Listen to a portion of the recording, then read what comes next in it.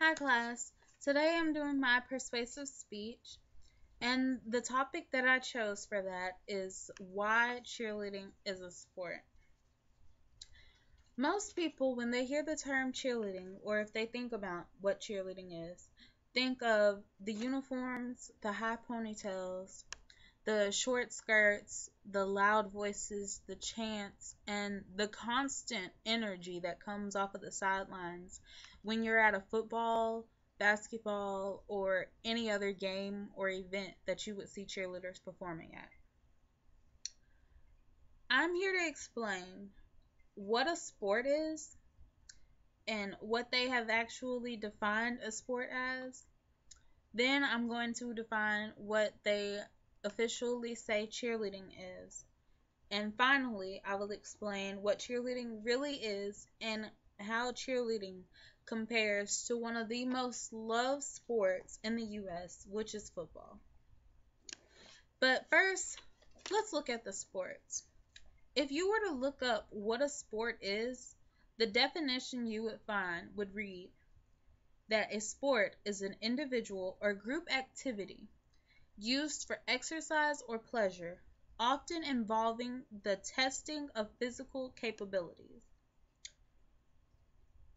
If you've ever been to a game and saw your cheerleaders down on the sidelines doing their stunts, jumps, and just plain flat out cheering, you would know that cheerleading fits that definition perfectly.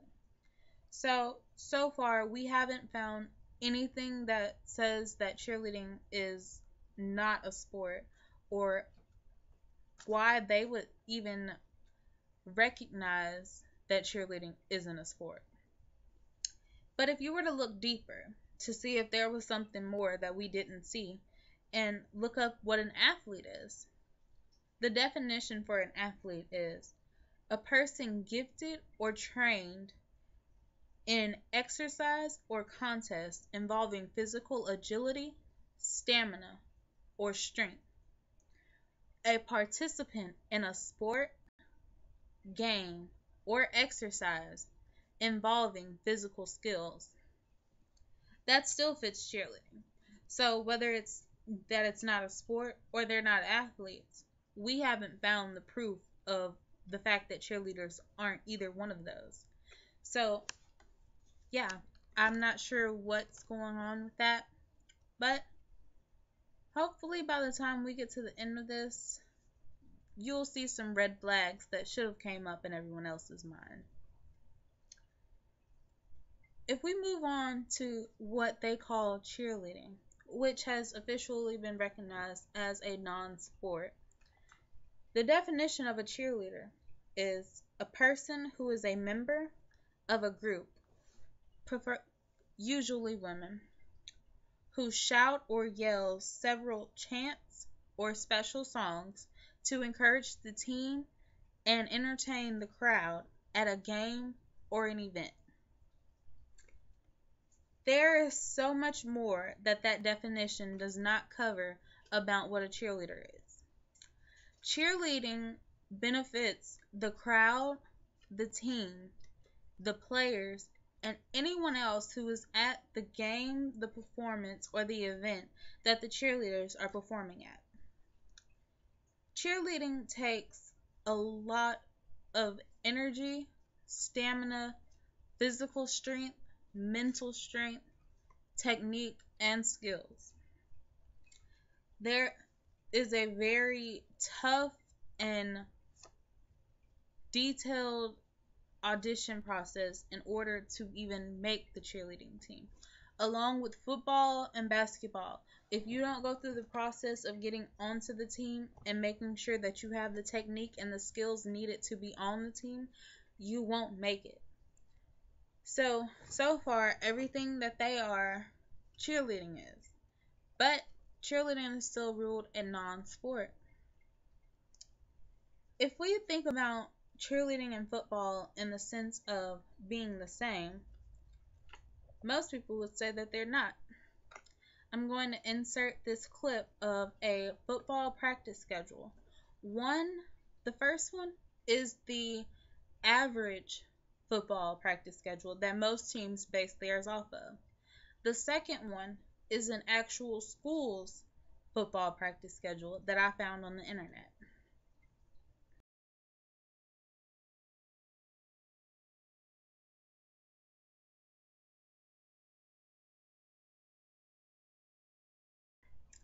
Now that we've seen what the football average practice schedule is, I'm going to tell you a little bit about what the cheerleaders' practice schedule is approximately. The average cheerleader practices 10 hours a week for 5 days a week, 11 months out of every year. That's approximately 750 hours spent doing the same material and going over the same stunts, cheers, and everything else that they already know. And basically just constantly going over things that some people would deem impossible. If on an average, most cheerleaders have fourth block in PE, which is physical education. At my school, it started approximately at 12:45 and school got out at 2:15. So on an average, you had an hour and 15 minutes of exercise during school, and then you would go into practice for about 2.5 hours because practice always ended at 5 o'clock. So to break down what you would do in between those approximately 4 hours of practice, to start, when you get into class, you have 15 minutes to get dressed. Then you'll move on to stretching.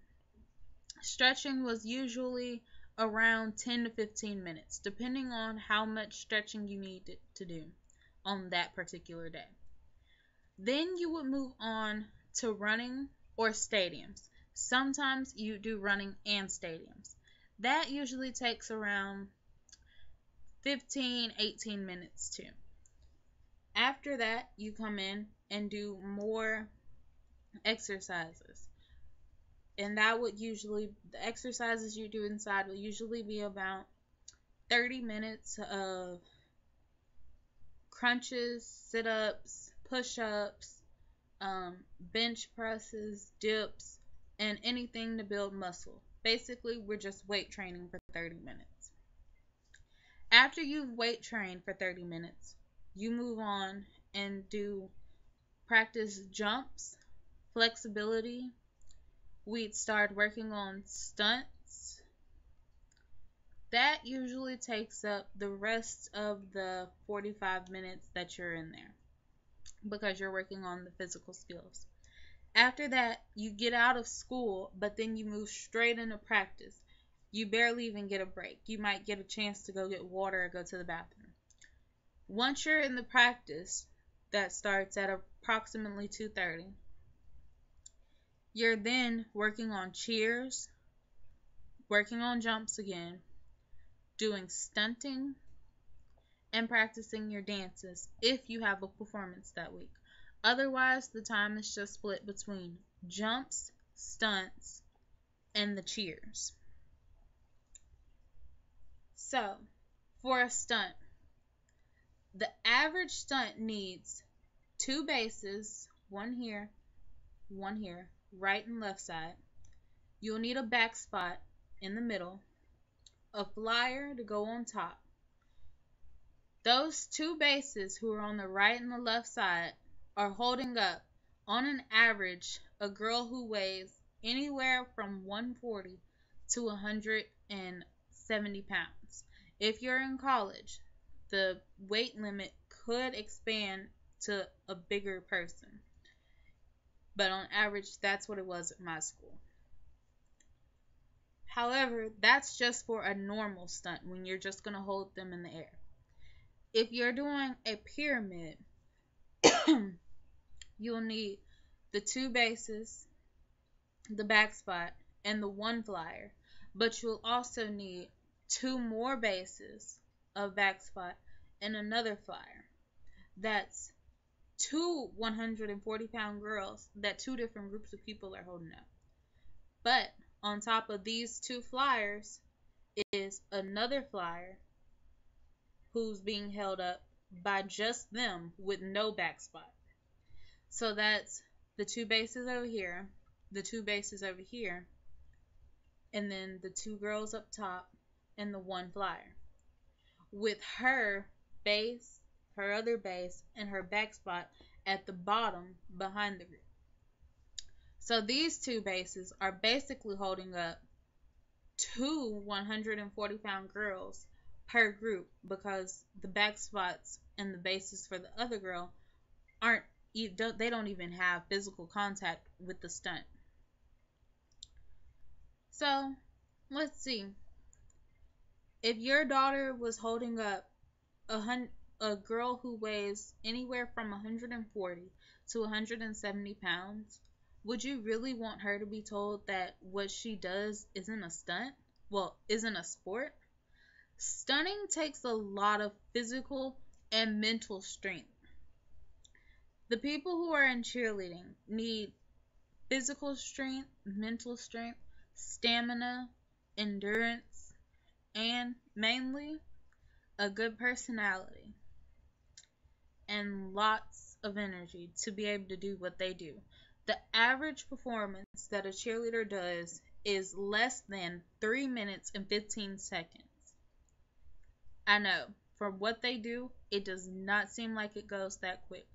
But everything that they do in there has to be underneath that amount of time. So there is a lot of practice and physical testing and ability and skills that goes into getting that routine down in less than that amount of time.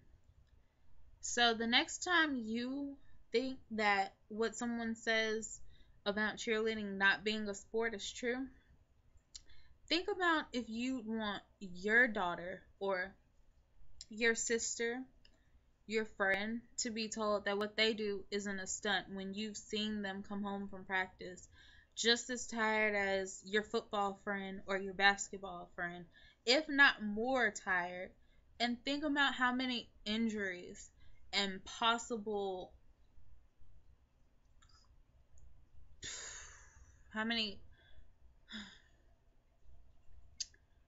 think about how many injuries and possible injuries that they could have came home with compared to what the football players come home with.